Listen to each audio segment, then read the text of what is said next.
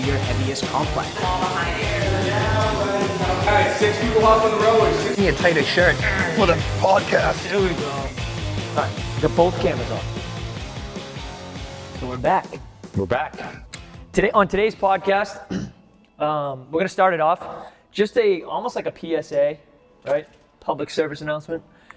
We've been in communication with all of the members. We've been sending out emails over the last couple of weeks regarding obviously the situation in the world right now with the coronavirus, specifically how that affects us, how that affects our day-to-day operations.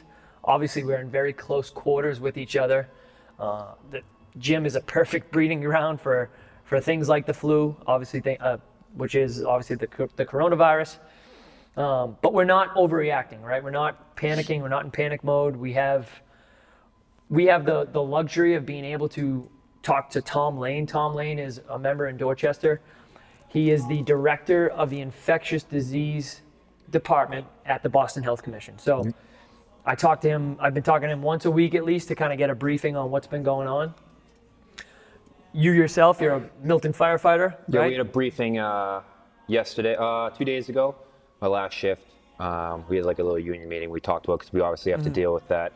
In case we may have to go on a call that someone's sick and you know how to deal with it. Again, same thing. It's not an overreaction as far as, you know, being, you know, it is, we want to keep people safe, but it's more of a flu-like symptoms and stuff like that, and it's protecting, for the most part, the elderly. Right. And for the most part, yeah, that's what Tom has kind of told me, informed us to kind of relay to all the members, and we've been doing a decent job at getting that information out. But we do have protocol in place. We do have plans in place just in case we do have to maybe shut down for a few days, right? We have some at-home workouts scheduled or programs that we can send out to you guys. which is a worst case scenario. Exactly. It's not our plan to do that. We plan on nothing like that's going to happen, but worst case scenario that does happen, we want to have something in place for you guys, which you will.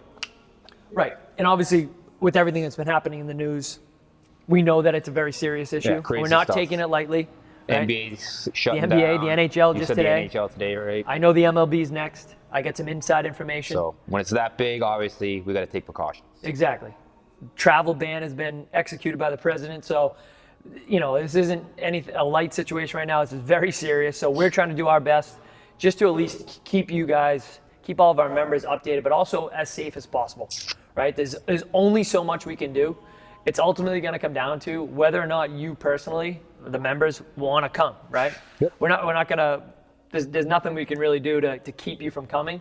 Yes, we can shut down, but we want to make that the absolute last resort, right? We don't want to have to do that. But with that being said, if you do have any flu-like symptoms, we're not saying, please, just for the sake of the other members, just like act as if it was the regular flu, right? Yeah. You're sick on Right. you wouldn't go to work. But let us Gonna go know. to the gym.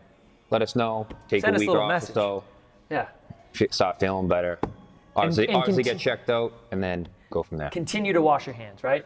Treat this place like you would your home. Sanitize when you can, right? Wipe down your equipment. Continue to do that. I know we do a very good job of that. We clean this place. We're in Regularly. Braintree right now. We clean it every day. We do the same thing in Dorchester. So If anyone's looking for Lysol wipes, we got have plenty. we have a new sponsorship. We're sponsored by Lysol, so we're fully stocked. If you guys are looking for Lysol wipes. We will be in constant contact with Tom Lane. He's going to be updating us on everything over the next day, weeks, everything that's coming forth. And we're going to do our best just to get that information to you guys and be on top of it, right? Stay proactive, not be reactive in a way, right? It's awesome that we have him as a member that Oh, he's great. all, So all the most updated information on it too. So once he stops coming, you probably should stay home. Yeah. So Tom, please continue to come. All right, so another thing we want to talk about was yesterday's workout. Yesterday's workout was the Bergeron beep test. For those of you who don't know what that is, it's a benchmark workout. Essentially, a benchmark workout means we test this workout every so often, right? Ideally, every 6 months or so, with the focus being we do the workout, we set a baseline, and then we want to redo the workout down the line and do better, right? We want to do better than we did the previous time. Yep. That's the cool thing about CrossFit. We measure everything, right? We have statistics stats. We break down every workout. We keep track of it all so that we can improve those stats. Right. So this Bergeron beep test is a very difficult workout. Very difficult workout to do RX, right? As prescribed, right? As prescribed, meaning 7 thrusters at 75 pounds for guys, 55 for ladies, 7 pull-ups, and then 7 burpees, right? Every minute on the minute. So once that minute ticks, you do your 7-7-7. Once the next minute comes around, same thing, 7-7-7. And we're trying to hold on to that pace for as long as we can. Yeah, it's funny. We were saying 3 weeks ago, we had another comp train benchmark, Fortitude, That's right. which is a 30-minute, every minute on the minute workout. It's just burpees and calorie row. In both of those workouts, although Fortitude is typically built to be longer, I was mentioning the beep test because they're both as prescribed, written for the more elite athlete, to get to the destination that we're trying to get to that in that workout. And I was mentioning the beep test because it's another brutal one. Yeah, if you could terrible. Throw a word. Terribly good. 7-7-7 doesn't sound like a lot. You can do it in the minute 1 time, 2 times, but it catches up pretty quickly. Yeah. So strategy for that workout is most of our RX athletes, our top athletes, we try and push them to do it as written, right? To do it as written being 7-7-7. But there's a way that we can kind of modify, scale back. We can take off reps. So we can do 6-6-6 and try and hold on to that for as long as possible. 5-5-5, right? Go for as long as possible.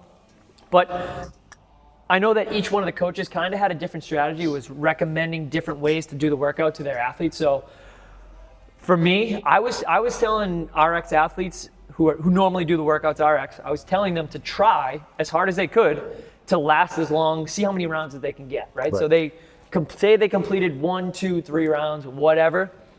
Now they have a baseline for the future to know, okay, I only got 3 rounds.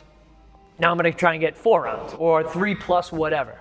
And I know some other coaches were having some people that were going to, maybe they were thinking, I'm only going to get 2 rounds. I'm only going to get 1 round. So the coaches would be like, all right, instead of doing 7, go down a rep. So there's really like kind of 2 strategies to that. What was? So what I mostly did, and it's same thing as the Fortitude workout, is a lot of times with EMOMs, what we want to do is the more rest we get, you basically get to, when you finish the prescribed work for the workout, you get to rest for the remainder of the minute until the next minute starts off. So a lot of times, the faster you finish, the more rest you have going into the next round. Both of those workouts, because they're so high intensity conditioning wise, if you do that right off the bat and you finish in like 20 seconds, your heart rate's going to be so high that's going to be tough to get it back down. Yeah. So there was kind of like a golden zone to be into for your rest, which was like 10 to 15 seconds, rather than having 35 but your heart rate's through the roof, or only having 3 to 5 seconds and then we have to be right back on that barbell for the thrusters. Which was happening to most people too. So in the warm-up, both of those workouts, beep test, Fortitude, I basically had them test 1 round at RX, had them go at a nice controlled pace, and kind of see where that left them. I coached last night as well as yesterday morning, and most people saw for the beep test that when they were in those burpees, they're already on those 5 seconds. And at that point, if you're on the practice round, you're not even on your first you're not round. even like That's go where we're time. going to scale back. Maybe we do 5-5-5, 4-4-4, 6-6-6, depending on what we're thinking. If there's one movement that seems to be, holding us back more than the others, we're going to maybe scale back on that movement. Generally, for beep tests, you want to be even across. Yeah, and that's a good point. Trying to maintain, right? Trying to be as consistent as possible in the workout as opposed to just spiking and then dropping straight off. So I think, remember, we were aiming for 10 rounds yesterday, right? 10 So rounds completed. That was the goal, technically. We were trying to finish 10 rounds. If you didn't finish 10 rounds, we then turned the warm-up in the workout into an AMRAP style. So you just finish the 7-7-7, not every minute on the minute, but just you do as many rounds or reps of that for the remaining time. Right. So last night, I think we had Hugh during the warm-up. He wasn't quite there. He was like just under 10 seconds in that practice round, so that's kind of cutting it close. He went down to 5.55, I believe. He might have been able to do 6.66, but he finished 12 rounds, which is basically right around the stimulus that we were looking for, trying to get to that 10 rounds. And to be honest, for that style workout, you kind of need to be able to do butterfly pull-ups. Yeah, right? definitely. Butterfly style pull-up, just because they're so much faster. Kipping, yeah, you can get away with it. You can definitely do them, but it just takes that much longer to limit the rest, which means you got to speed through those burpees, speed through those thrusters. Right. I did it last night with, I think it was the 5:30 class. Yeah, no, 4:30 class in Dorchester. Young coach Sean coached the class. He did a really good job coaching. Had us all like nice and warmed up. I felt pretty good. Coach Fab was in the class.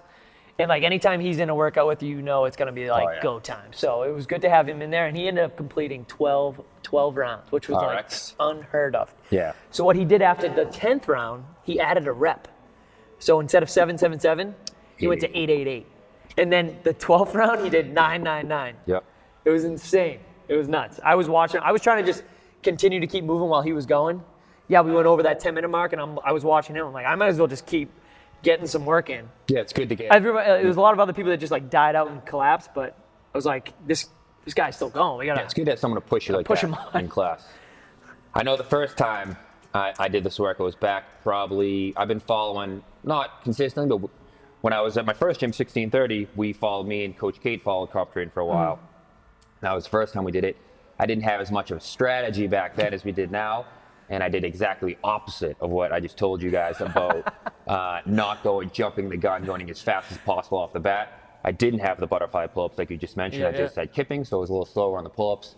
I also tried to finish the first round in about 18 seconds. That ended up working off. Kate says I finished 2 rounds. I think she's pushing it a little bit. I think it was closer to 3 or 4, but I died afterwards.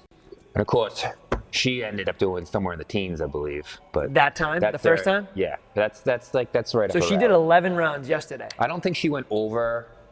I don't think she added the. She kept, because originally that's the way I thought that workout was always written, where it's just stay 7.77 for as long as you can. Originally it was, I think, because I remember back when we did it that time, there was I want to say it was Paul Tremblay, the Canadian guy. He worked for Reebok for a while. He did 30 rounds or something. So there's no way he added 1 rep every round. That is insane. Yeah. 30 rounds? I think it was somewhere That's up there. crazy. I'd have to look that up to make sure that's the right number, That but I is want to say it crazy. was 30, 31 rounds. That's nuts. Yeah. That's just insane. All right. So kind of just touching on yesterday's workout a little bit in terms of focus, stimulus, but also strategy, because coaches have different strategies in their minds when they're doing different workouts. Today's workout, another cool style workout that we want to kind of touch upon today on the podcast, just because it's a little bit different than we're normally used to doing. We started today with a heavy deadlift, so we worked up to a heavy single. Yep. As written, it's up there. It says build to a heavy single. Now, when you see that, what is your first impression when you see that? What's in your mind? First? Yeah. What are we gonna do for a heavy single? So a heavy single doesn't necessarily mean we're doing a 1 rep max. I feel like a large majority of the people, when they do see that, they see single and they think 1 rep max. It doesn't have to be that. Usually if I'm doing the heavy single, that's exactly what I'm doing. I'm just building up to something that feels heavy. If I am really feeling good that day, that heavy single feels lighter than it normally does, maybe then I go for a 1 rep max. I think that's seldom for me. But what you're able to do, you can go for a 1 max if you're feeling it that day, but it doesn't have to be. That's what it's meant. If it says 1 rep max on the board, it's a 1 rep max. If it says heavy single on the board, it's a heavy single. Right. So heavy single, treat that like 85 to 95% of your 1 rep max, or like you said, if you're feeling good, go for it. Another part of the stimulus here was focus on form. Yeah. So with that being said, a lot of times on our 1 rep maxes, that's where we start to see form go. That's where you see knees shaking, shoulders rotate. We saw a little bit of that today, right? So today, if that's the form's the key, that's probably, if you're trying to maintain perfect form with a heavy single, you're probably not going to be able to hit a 1 rep max. So that's why it's a little bit different. Yeah. It can be, but it's a little bit different. And kind of playing on that too, it's ultimately going to come down to what you, the member, the athlete wants to do, right? We can only give you our recommendation, tell you what we are prescribing you for this workout.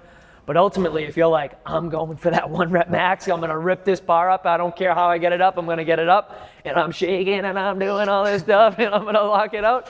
It's totally up to you, right? We saw some of that today. We actually saw Jonathan Brillo, 505.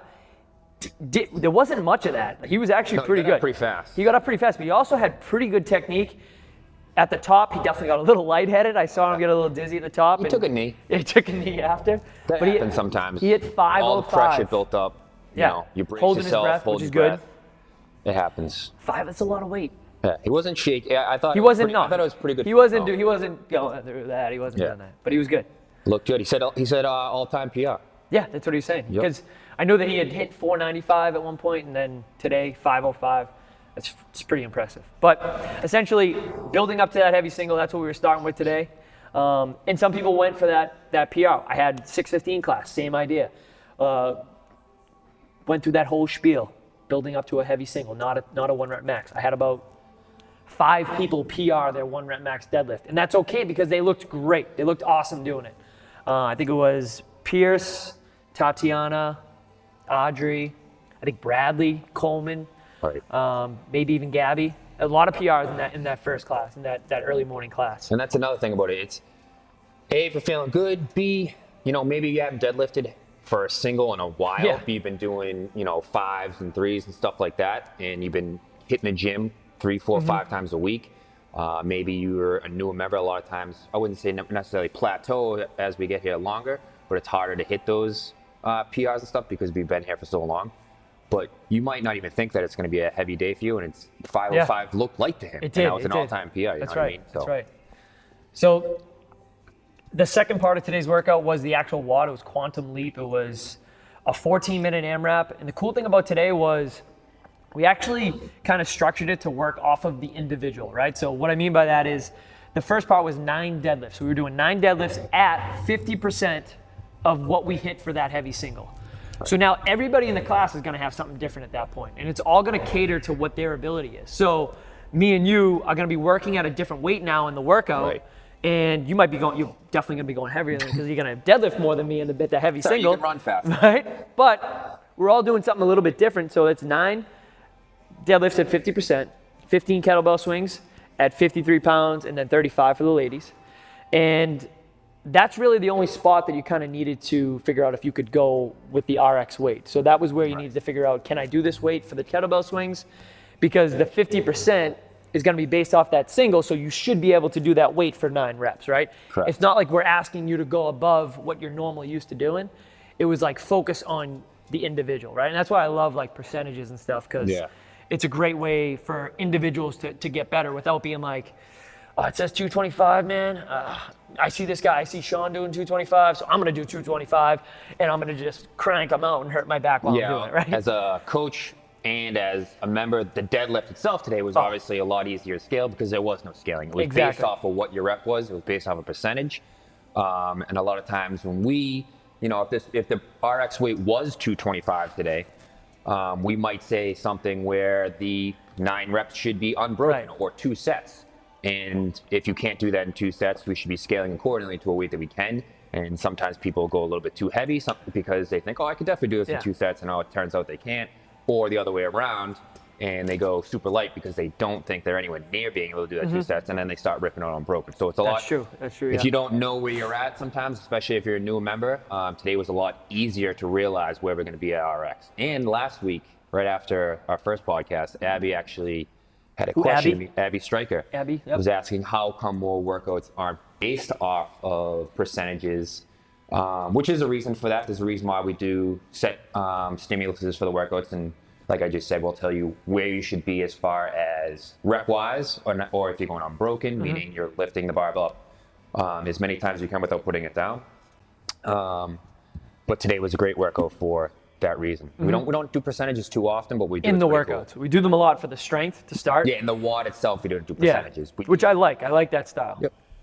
I do. And there were a couple people that absolutely crushed today's workout. Not to say because it was structured that way, but it was catered to your own abilities. So individual. Yeah. So it's like, how hard are you going to push yourself with your own weight, right? You're doing your weight today. So like to finish out the workout, we did 9 deadlifts at 50% of the body weight, 53-pound kettlebell swings, 35 for ladies at 15 reps, and then we were going to 21 sit-ups and then a 200-meter run. So there's a lot in there. Ideally, trying to get 4+ rounds. What did you end up with? Not to put you on the spot. 14. 4 and 14. So that's good. So 4+, that's good. I know like Rachel crushed it. She got 5 rounds. Like that, she was flying. It was tough looking at her to keep up with her. Yeah, but this is a great example. If the RX weight today was 225 for men, 185 for women, Rachel's not going to go RX, right? She's going to scale down. She's probably not going to do the weight that she even did for the workout. Right. She's probably going to go too light, or maybe she goes just a little too heavy. So it was a great example of like how today's workout works great for the individual. Yeah, a lot of times with when we have a prescribed weight specifically on the board, let's say it was 225, 185, or 175 for the ladies, the guys who are stronger, they might crush the deadlift, but then in the run they might slow down because depending on, you know, if they're bigger guys or whatever the case is, or the ladies the same thing. But in this case, the deadlift had nothing to do with whether you were stronger, whether you were a smaller person. Didn't matter. It was all based off of that one one heavy lift in the beginning. So the deadlift should have been equal across the board. Yeah, and so Rachel was one person who killed it. I know this morning Tatiana got 5 rounds. So it was like pretty impressive. But what we'll probably see for today's workout is a lot of the similar results. Right. Mostly everybody's going to be right around that 4-round range because it's based off of the individual. It's more exact. And that's kind of playing on too. Like what we'll say a lot during workouts. When we brief the workout at the beginning of class, you'll hear the coach say, the desired stimulus for this workout is going to be this many rounds, X many rounds, or this time, right? That's because we should be modifying to our abilities to find that focus range, I guess, is what I'm getting at. Yep. Yeah. What else can we talk about? Well, we're going to have, I know that I've put out a couple of questions. I've been asking people, all you guys, before class. I put it out on my Instagram. Pete's been posting about it. So we're going to have tons of more subjects coming up. Pete's been taking notes. I've been taking notes. We do take your questions into account. We're going to answer all of your questions. Might not come this podcast, might not come next podcast, but they all will be answered at some point in time because we've been getting a lot of good feedback. We appreciate that. That's what we're here for. That's what we want to hear from you guys. And because we could get on here and just ramble and just be 2 guys with hard Boston accents just talking to each other. We could do that all day. You've gotten that too. We could do that all day. But we want to bring you some value. We want to bring some cool content for you guys and to switch it up a little bit. One big thing I keep preaching about this podcast is coaches have conversations with athletes all day long, right? We talk to different athletes all day long. I have the luxury of being around a lot of classes throughout the day. And I'm telling you, I talk to 10 to 15 people in depth for like 20 minutes throughout the day. That's a lot of time I spend talking to people. And it's not just about bullshit. It's about actual, whether it's a life event or something to do with the workout or getting better in different ways, nutrition, sleep, all this stuff. We've been, a lot of us have been talking a lot about sleep because, I don't know if you know Ann Reck, she comes at night to Dorchester. She comes at like 7:30. Yeah, she works for Whoop. So a lot of people in the gym, a lot of people in the gym have been using the Whoop bands, tracking their sleep, tracking. Yeah. I need a new charger with my laptop, but I've been using it. This is not an ad for Whoop, but it's just cool. Another cool subject that we've been kind of talking about was the recovery, the sleep side of things. And I know I'm terrible at that. We just had the Healthy Life Challenge, where that was part of one of the objectives for the lifestyle points. Yeah, it was getting enough sleep, getting 7 hours of sleep. Which I'm bad at too. Terrible. You've talked at it before. I've tried to get better. That's actually one of the things. I do have the Whoop. I just showed it on camera for those of you who aren't watching on YouTube. But I wanted to track my sleep to see where it is. Some days we're in here at, we wait at 5 o'clock, so I wake up at 3:40 for the 5 o'clock class usually. And then I might be up late if I'm doing that, planning on what I'm doing the next day. I'm also in the fire department, so when we sleep at night, sometimes we sleep through the night, sometimes we wake up 4 or 5 times during the night, so it's rough. But I wanted to track and kind of, it gives you a good, you're ready to go today or you're not ready to go today. It's a pretty cool little device. Yeah, and I just brought it up, but I did want to give a couple shout outs for the Healthy Life Challenge. We just finished, we just crowned the winners. We did have a 4-way tie for first place. So it's kind of Now, did they get all perfect scores? Yes. Perfect scores? Yes, they got Tough to do. I know. It's very hard to do. And I'm not saying that they didn't do it, because I saw pictures from these four individuals. Me too. When they'd go out to dinner or they'd go out to a party, an event, they'd bring Tupperware with food in it. I saw a couple of people. I saw pictures of Kaylee bringing food to events. She should get an extra T-shirt for that. It's crazy. So we had 4 winners, a 4-way tie for first. They essentially split all of the prizes, because there was supposed to be prizes for first place, second place, and third place. Yep. So we just combined it all and just split it amongst the 4 winners. And it was Kaylee Curley, Lindsay Brillo, Andrew Fly, and Bradley Keast. And Bradley came in 3rd place last year. So this guy just doesn't stop. He's a machine. I don't even think this was a challenge for him. I think he just continued doing what he normally does, and that was about it. I think he posted something what he's coming for it this year. Yeah. Right in the start of the I'm not joking. All 4 of those people, I talked to Andrew before it started. He told me, he flat out said, I'm going to win. As simple as that. I'm going to win. And I was like, all right, this kid's going to win. And Andrew's relatively new. He started, I think, back in April of last year. Went through the Elements program. Did it with Sean, and I think he did a class with Feeney, Sean McDonough. And went through the Elements and has been absolutely crushing it ever since. Brand new to CrossFit, working out, completely fresh. He's been absolutely dominating. He's starting to RX workouts now. He beat me on a workout the other day. Not to say ooh, that's crazy, but I've been doing this for a long time, and when I see somebody like that get a better score than me, I love it. It doesn't make me mad or anything like that. I love seeing our athletes do better than me, right? Sign of a good coach. Sign of a good coach. And nowadays, it's honestly, I'd rather see you. I want to see you beat. Yeah, and he's had great coaches. He works with. Usually, he's at either Feeney's class or Fab's class, Coach Fab's class. So he's had some great leadership from them, guiding him through workouts and stuff, and he kicks some ass, obviously. Yeah, touching back on him going RX, I'd like to hear from all 4 of you, especially since you went perfect, how that's affected you in the gym, if the last 4 weeks. So with Kaylee, one of the things that she said to me was that her gymnastics actually felt easier. She felt lighter on the bar. She felt more fluid on the bar. Pull-ups, toes to bar, all that stuff felt easier. So just goes to show you, the challenge, it wasn't just intended to, I want to lose X amount of weight. We didn't set out to do that. We didn't want to make it to be a weight loss challenge by any means. It was more so improve your eating habits, your daily routines, your lifestyle habits, so that you feel better, you perform better outside the gym. Right? Exactly. And it's awesome hearing stories like that. I remember the first time we ever did, at the first gym I was at, 1630, we did a challenge very similar. And there was this one girl, Ann.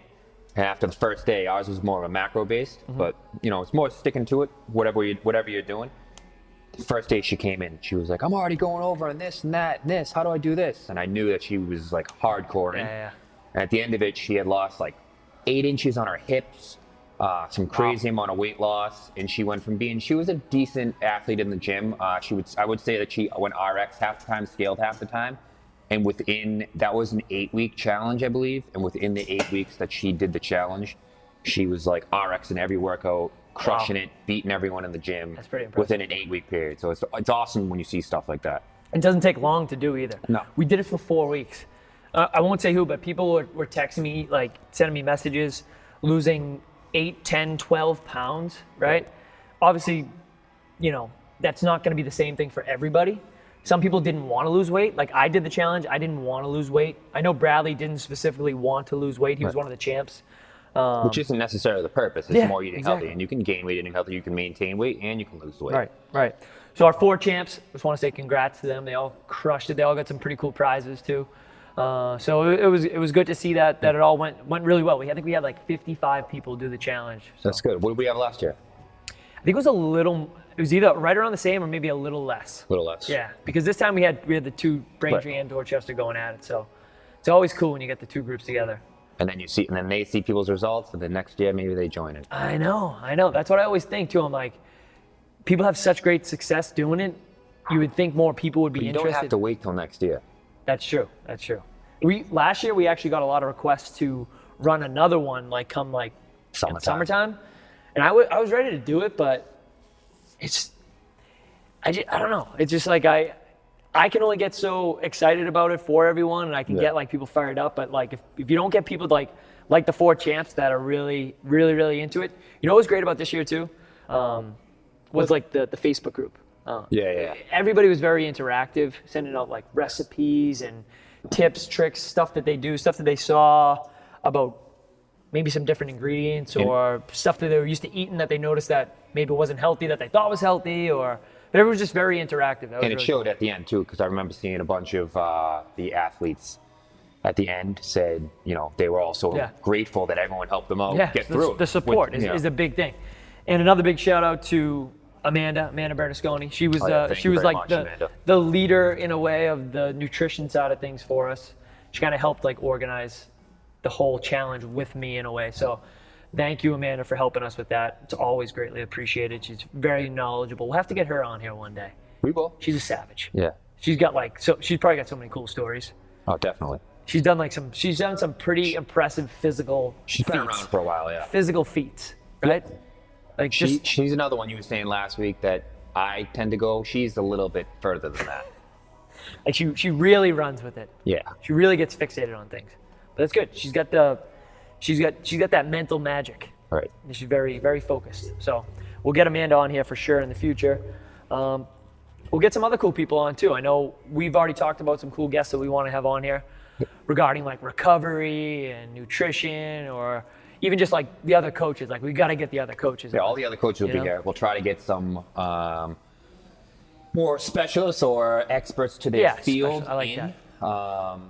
Like you just said, whether it's recovery, whether that's Amanda I don't know if she's necessarily considered a nutritionist or a dietitian. Well, she was like myself, with precision nutrition certified. So it's technically we're not nutritionists, but we take the course and we know a good amount, and that's things. Yeah, we know things, and we want to share those things that we know. And Amanda's really, really, really knowledgeable, and she's always one that's willing to help if you have questions about anything. She always wants to help out, and hopefully she'll be around here a little more in the future, but we'll see. Yep. And then we got to get some more members on. We got to get a member on. It's hard to pick the first one. Right. We can't maybe we just do it randomly. Throw it in a hat. Oh, dude, that's what we'll do. We'll do this month the PR board. We usually do our PR board prize. We'll do the PR board drawing. We can do that. That's a good idea. To pick our first member guest. Right. Last month February we had Rain gift card. Yep. And the T-shirt. Brandon this and month Betsy you can won. do that. Yeah, that'd be awesome. Good idea. I'm excited. Good idea. Yeah. All right. So get those PRs up. Yeah, that board over there is looking pretty packed right now. I know Dorchester's got a bunch, especially after today. I guarantee there's going to be a shit ton after today doing that heavy single, aka that 1 rep max that most people did. John did not put that up, so I will put that up for you just because Jonathan he didn't. Brillo, But 505 deadlift. Stuff. It's crazy. Anything else you got? I think we're good. That's it? It's a good podcast. That was a good one. That was a good one. Nice and quick. Well, that one was a little longer, but feels quick. Goes by fast. Yeah. No dogs. Like we said, we could talk your ear off sometimes. You got to get Tyson on here, your dog. Tyson's getting up there. Yeah? Really? He looks old. He's got a white face. Oh my God. Yeah, you don't really see too many dogs that actually doesn't act like it, though. That just look old. He doesn't act like it though. We talked about dogs a lot this morning at the gym, at the 6:15 after the 6:15. Oh, I thought you were talking about at the 12. I was like, I don't remember. After the 6, we talked about dogs, gym dogs. For some reason, people think I don't like dogs. No, that's not it. But they tell me, they're like, oh, you don't like dogs. No, well, the reason I don't bring my dog in is because my dog would be going nuts the entire time. Okay, you're a really good owner. If your then, dog is nice and quiet, sits in the corner, love dogs.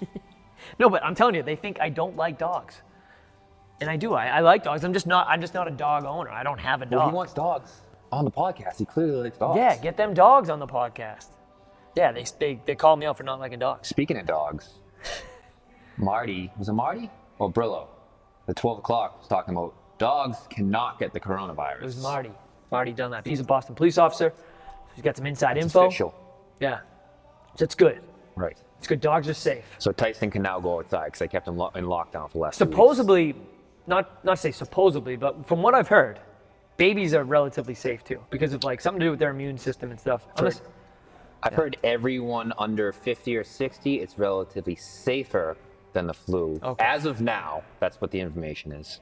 I won't lie. I'm a little stressed out about baby Pete, little Pete, 5-month-old Pete. So. Kid's a stud. That's true. He was in here doing pull-ups earlier today, so. We've seen him bouncing around.